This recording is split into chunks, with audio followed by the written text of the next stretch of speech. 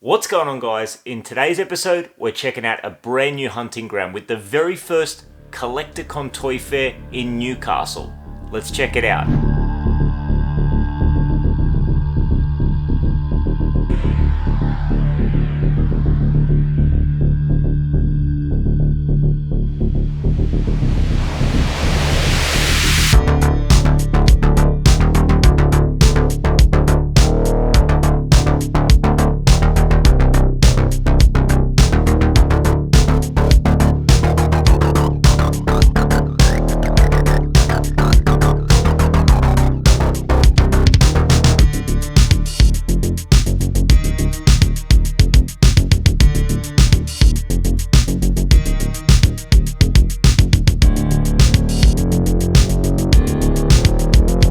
If you're a regular viewer, you might have seen my previous toy hunt videos at the Penrith or Campbelltown Collecticon events, which are always a blast. But I've been especially pumped to hit the road and check out Collecticon's first ever event in Newcastle, a couple of hours north of Sydney. Just like I do for Penrith and Campbelltown, I hit the road nice and early to make sure I could take advantage of the early bird hour.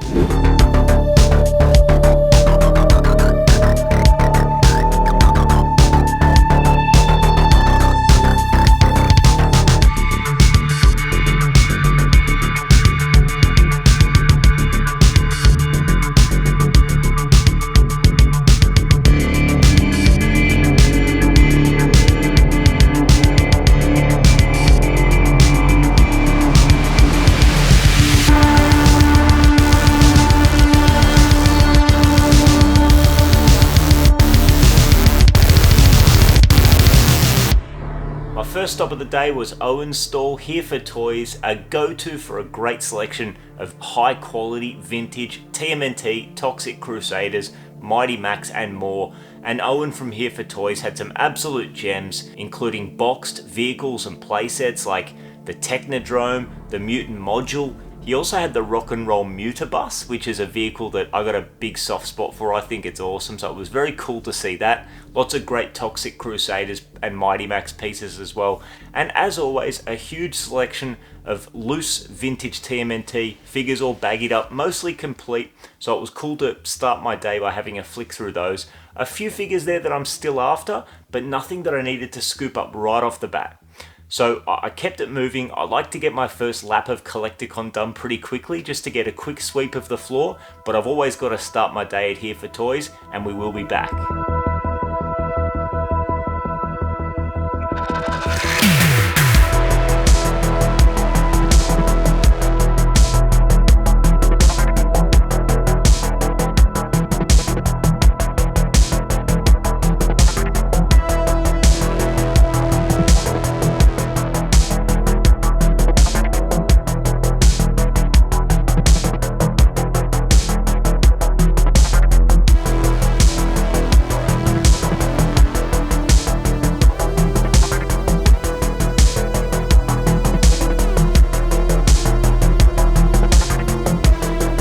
Speaking of TMNT, my next stop of the day, an absolute staple of Collecticon, Uncle Tes Toys, had a bunch of turtle stuff, both vintage and modern. On the modern side, Tony had a stack of Super 7 TMNT Ultimates, a line I think is awesome. I tend to stick to vintage, as you probably know if you follow my channel, but the Super 7 Ultimates line of TMNT figures is definitely a line that I can appreciate. The attention to detail is incredible, so it was really cool to see these figures up close, and they definitely capture the spirit of the vintage figures, just with a lot more detail, articulation, accessories, interchangeable parts and more. So super cool to see those. And speaking of vintage, Tony had a stack of loose figures as well. I saw a selection of rock and roll turtles and also a cave turtle Leo with his triceratops. That was super cool.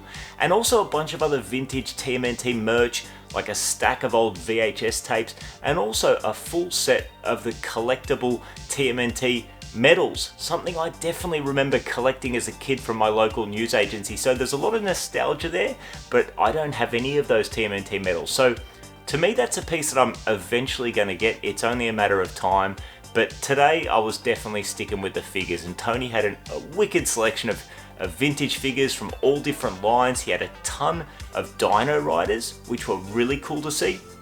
Dino Riders is a vintage line that I've got a huge soft spot for. I had an absolute ball playing with my cousins' Dino Riders as a kid, and I just think Tycho, between the concept and the execution, just absolutely crushed that action figure line. I think it's so cool. It is a really tricky one to collect, lots of accessories, fragile parts, and very pricey. So while I have a few Dino Riders in my collection, I definitely don't consider myself at this stage a Dino Riders collector. I didn't pick any of those Dino Riders up, but it's not often you see the dinos with a lot of their accessories and figures at toy fairs here in Australia, so it was really cool to see Tony's awesome selection of Dino Riders, and I saw a bunch of them getting snapped up throughout the day. But while I didn't pick up any Dino Riders, I did not leave Uncle Tes Toys empty-handed, because among Tony's mixed tubs of loose vintage action figures, I spotted a couple of Bucky O'Hare figures that I've been on the lookout for. First up, I got Bruiser the Berserker, this wicked looking mutant gorilla, complete with his rifle blaster. Stoked to have Bruiser the Berserker for the Bucky O'Hare collection. And then another figure that's been at the top of my list for Bucky, just because I think it's a wicked looking figure, and I'm talking about Deadeye Duck. I love this guy, and I'm really enjoying collecting the vintage Bucky O'Hare line. Released by Hasbro in 1990, but although it was released by Hasbro, to me it's got a little bit of a Playmates vibe about it. Brightly coloured, mutant humanoid animals, scales nicely with TMNT. I just think this line's got a lot going for it. What's not to love? Unfortunately, what I don't like about this is he's incomplete. Deadeye Duck came with 4 blasters, 4 pistols, usually in silver, sometimes in purple. And unfortunately, although they look the same at a glance, all 4 of those pistols are different sculpts, so that's going to be a little bit of a headache to complete, but I couldn't not pick it up, and Tony always looks after us on price. And I bundled up the 2 Bucky O'Hare figures with the last figure that I needed to complete my quartet of Head Droppin' Turtles, released in 1992, with Head Droppin' Leo. Unfortunately no belt, but he does come with 2 of his accessories. He's got his sewer lid. All of these Head Droppin' Turtles came with a little lid accessory to fit on their head while they're in head dropping mode, and they all came with some sort of periscope. So like I said, unfortunately no belt, but this Head Droppin' Leo does come with 2 of his accessories, and as you can see, the head drop and play feature still works, and these figures were all super cheap. So big shout out to Tony B for a nice deal, and also for looking after me with this awesome Uncle Tes Toys cat. Appreciate it, Tony.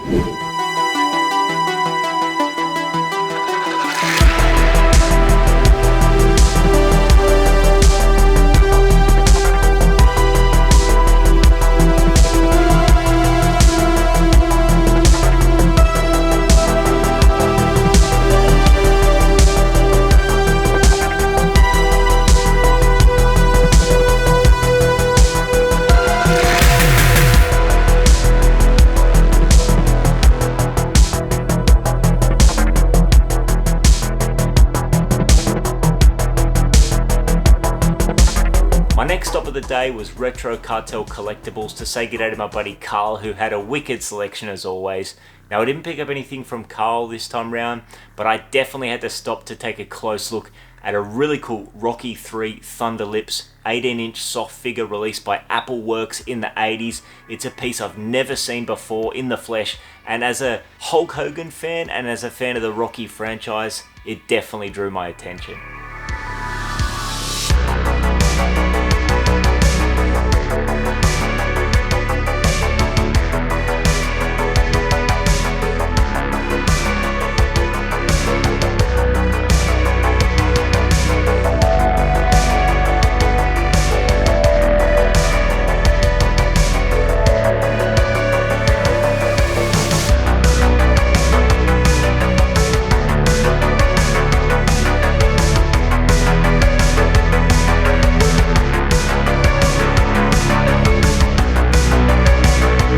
The next stall I stopped at was Chris B's. Chris had a ton of Transformers, both modern and vintage. She also had a bunch of vintage Centurions, which are always cool to see.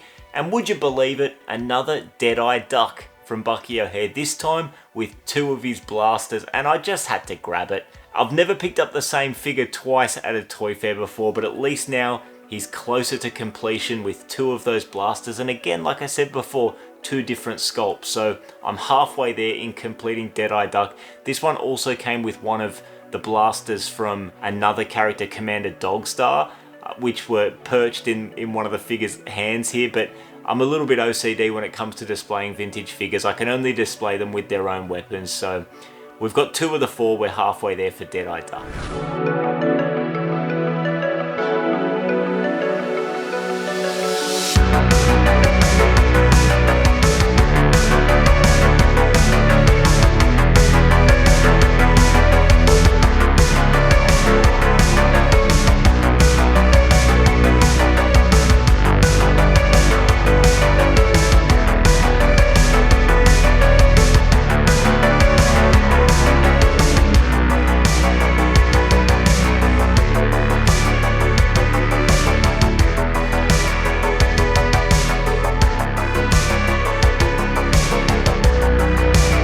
My next stop was another Collecticon regular, Freaky Deaky Toys, and Deke from Freaky Deaky Toys can always be counted on for a great spread of vintage and modern sci-fi and horror toys.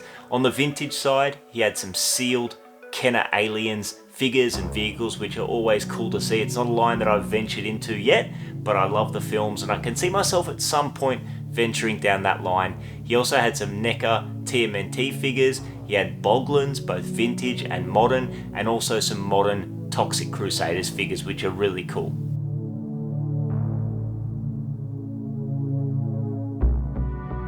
I had a little rummage through Deke's tub of mini Boglins and Monster in My Pocket minifigures. No pickups from Freaky Deaky Toys for me this time around, but Deke did hook me up with this really cool tote bag with the Freaky Deaky Toys Boglins artwork, which is wicked. So big shout out to Deke for that one. It's very much appreciated, mate.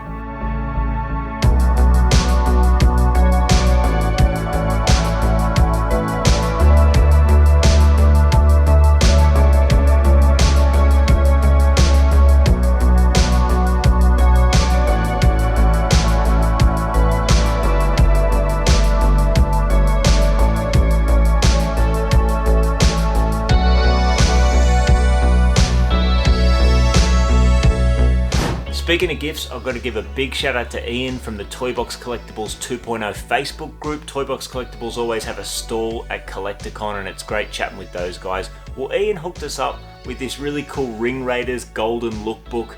I absolutely love this thing. You know, I feel like at times I'm the only person that collects and has a lot of love and nostalgia for Ring Raiders.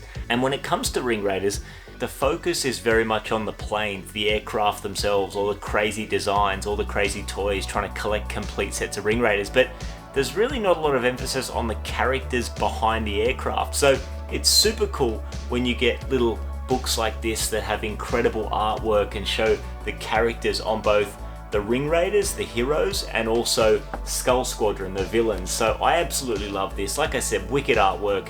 It's going to display great with my Ring Raiders collection and I'm just super appreciative. So big shout out Ian, I really appreciate that, mate.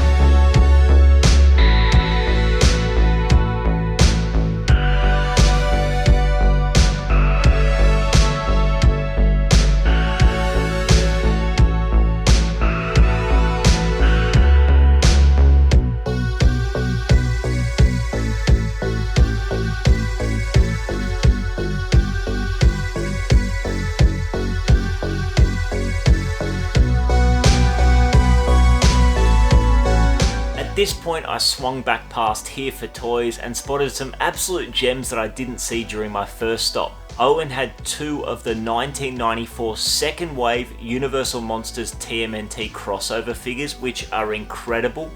You know, I've got all 4 of the original 1993 TMNT Universal Monsters and they're some of my favourite TMNT figures in my collection, but the second series are even cooler and of course even rarer and more expensive, so it's always a treat to see them in the flesh at toy fairs, out in the wild. And the 2 that Owen had were Creature from the Black Lagoon Leo, which is a really cool figure, and my personal favourite from that second line of TMNT Universal Monsters crossovers, Raph as the Metaluna Mutant. And that was a figure that even caught Matt from KeepOnCollecting's attention, because Matt has a lot of love for Universal Monsters and also the Metaluna Mutant films. So it was really cool to see that mutant Raph figure up close. It's definitely a super pricey one. When it comes to my vintage TMNT collection, I tend to cap it at 1992. That's where really my nostalgia for TMNT ends. But I happily make an exception when it comes to Universal Monsters crossovers. Those figures are absolutely beautiful. But look, today I wasn't dropping $600 on a Universal Monsters TMNT figure, but going back through Owen's tub of baggied up loose figures, I did find one that I wanted to add to my collection. It's one of the final few figures that I needed to try and complete my 1991 wave, and a really cool figure with the 1991 Space Usagi. It is complete. He's got both of his little weapons there. He's got his cape, and he's also got this really cool two-piece space helmet, an accessory that's kind of tricky to find, and often, like all clear plastic accessories for vintage action figures, it tends to get quite cloudy and yellow. This one's nice and clear, so I'm super happy with this. Great looking figure. I love the contrast of the gold and the bright green and blue. Just a really cool looking figure. And this one came complete with its file card as well. I don't generally put a lot of emphasis on completing my figures with file cards because I don't display the file cards, but always very cool to have, and Owen looked after me with a really nice price for this figure, so super stoked to add Space Usagi to the TMNT collection.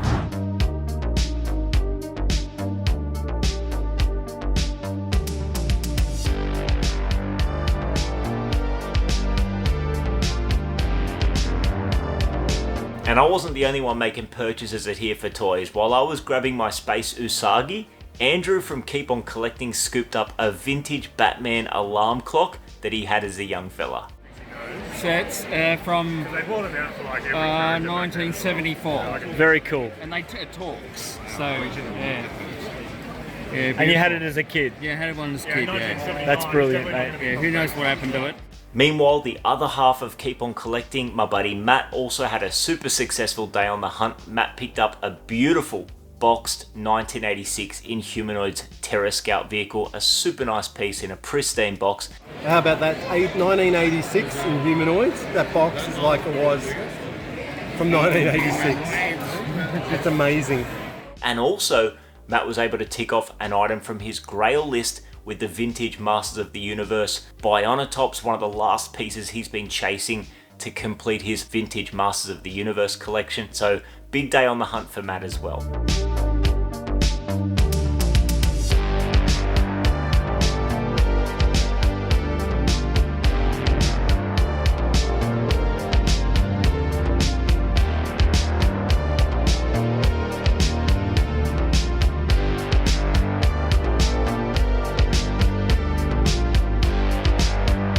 So all in all, a fantastic day. I would have loved to have captured more footage, but by this point, a couple of hours in, the show was absolutely packed. So it was great to see such a strong turnout for the first ever Collecticon in Newcastle, and no doubt the event will continue to grow next year. Just like I say in my Collecticon Penrith and Campbelltown videos, Collecticon is an event that I definitely recommend. There's always such a great variety of vintage and modern action figures and other toys, trading cards, comics, video games, plush, and so much more. And above and beyond the pickups, above and beyond what's actually there on the day to buy, just such a fun social outing with such a good vibe, mixing it with fellow collectors. So regardless of whether it's Penrith, Campbelltown, or this new one in Newcastle, if you're in the general area, I definitely recommend you make the trip. Before I wrap up, I want to give a big shout out to my buddy Scree for hooking me up with these really cool Gladiators goodies.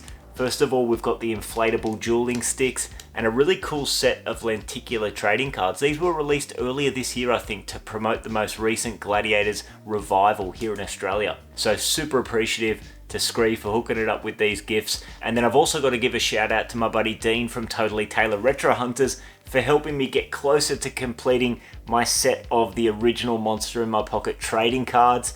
Dean and I did a bit of a trade. I had some spares from a bulk lot that I got recently. He had a couple of spares that I needed. So now I'm about 2 or 3 cards away from completing this awesome set of trading cards, and I absolutely love them. So big shout out Dino. And of course I got to finish with a shout out to Amy and her team for putting on another fantastic event. But that'll do us for today. I hope you enjoyed this video. If you made it this far, you're a dead set champion. I hope to hear from you in the comments. As always, you're more than welcome to hit us up on Instagram at Crusher Collects and say g'day. I'll see you back soon for the next one, and until then, cheers.